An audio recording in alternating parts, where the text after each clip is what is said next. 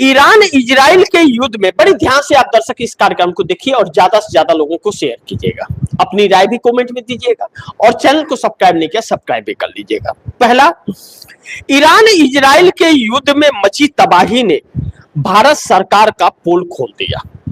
पहले इसी पर हम लोग चर्चा करेंगे। इसको लेकर के कुछ अहम चीजें हैं जो आप दर्शकों को बता दूं कि कच्चा तेल 10 दिन में 60% की बढ़ोतरी हुई है। कच्चा तेल का ब्रेंट क्रूड ऑयल 25% से ज्यादा चढ़ करके $116 प्रति बैरल पर पहुंच गया। आधिकारिक रिपोर्ट आप दर्शकों को बता रहा हूं मैं, आधिकारिक रिपोर्ट यह है। ब्रेंट क्रूड ऑयल 25% से ज्यादा चढ़ करके $116 प्रति बैरल पर पहुंच गया। 28 फरवरी को शुरू हुई ईरान इजराइल की जंग के बाद से अब तक 10 दिन में कच्चा तेल करीब 60% महंगा हो चुका है। मात्र 10 दिन में 60% महंगा हो चुका है, यानी कि डबल से ज्यादा। इससे पहले 2022 में रूस यूक्रेन जंग के दौरान ये $100 के पार निकला था। जानकारों का मानना है कि तेल की कीमतें $150 प्रति बैरल पहुंचने की आशंका बताई जा रही है। अब ऐसे में जो इस वक्त परिस्थितियां बनी हुई है वह बड़ी महत्वपूर्ण है। ऐसे में कांग्रेस की तरफ से एक ट्वीट आया जो जयराम रमेश ने लिखा, उसे भी ध्यान से सुनिए आप दर्शक। जयराम रमेश लिखते हैं कि जैसा कि अपेक्षित था, विदेश मंत्री ने राज्यसभा में स्थिति पर सो मोटो बयान दिया जिस पर न तो कोई सवाल पूछा जा सकता है और न ही कोई स्पष्टीकरण मांगा जा सकता है। पूरा विपक्ष पश्चिम एशिया की स्थिति पर तुरंत चर्चा चाहता था, इसे अनुमति नहीं दी गई, जिसके बाद विरोध जताते हुए विपक्ष ने सदन से बायकॉट कर दिया। अब हमारे देश के विदेश मंत्री एस जयशंकर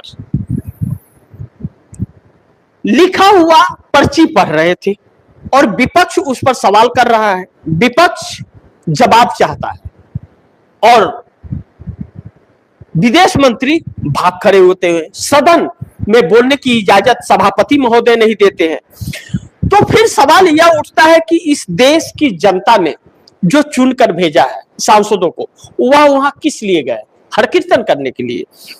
अब ईरान इजराइल के इस युद्ध का यह असर प्रभाव इस देश पर पड़ा है और यह प्रभाव किस हद तक जाएगा, मैं आप दर्शकों को अगर दिखाऊं तो आप दर्शक देखेंगे कि जो पार्लियामेंट का नजारा था वह आप दर्शक देखिए कि यह नजारा पार्लियामेंट का बहुत ही चौंकाने वाला था। या आप दर्शक बड़े ध्यान से इसे देखिए कि यह नजारा पार्लियामेंट का था और इस पर विपक्ष का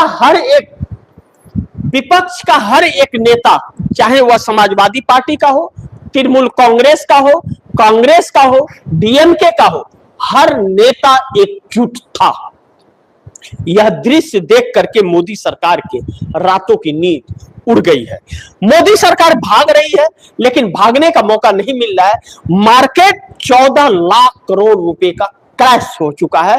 तबाही का मंजर लिखा जा रहा है मार्केट के अंदर, जिसकी कीमत इस देश की जनता को चुकानी पड़ेगी।